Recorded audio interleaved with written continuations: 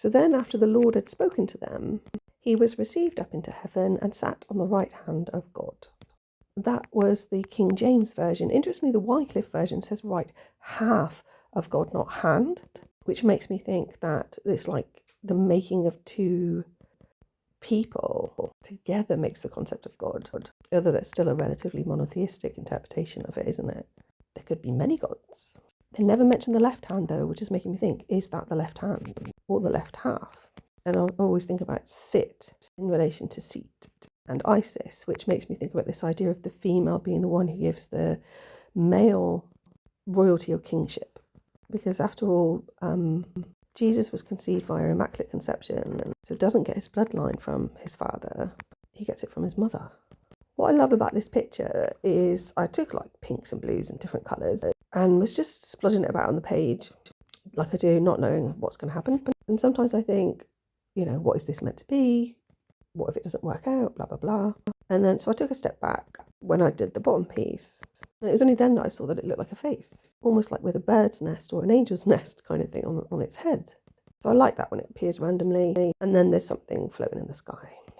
So that's just a close-up on the face. So you can see, like, I guess the chin part of it, the lower half of the face, but the top bit is sort of covered with this elaborate headdress type thing. Or that pink part is a whole face and the rest of it's headdress, but it looks like it might be quite heavy. Farther on the right-hand side, you can see a pink and purple figure that looks female. And the way that her body is outlined, it almost looks like there's a doorway through her body, which sounds quite rude.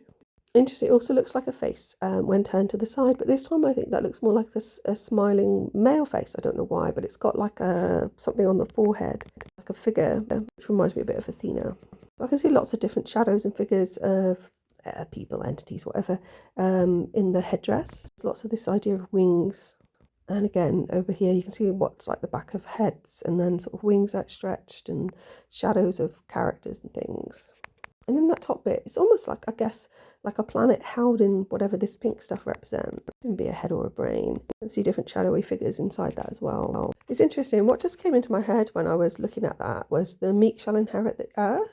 So I looked up the verse with like that reference, which is in Matthew 5:5. The word meek, praus, in Greek, could also be interpreted as not just humble, but like a horse that's been broken in, a war horse. And Athena was classified as a horse tamer in Greek mythology. So is this a relation that my mind's made? Like those who follow, appreciate, or are tamed under Athena will inherit the earth. And is she the one that's on the left hand? Thanks for listening.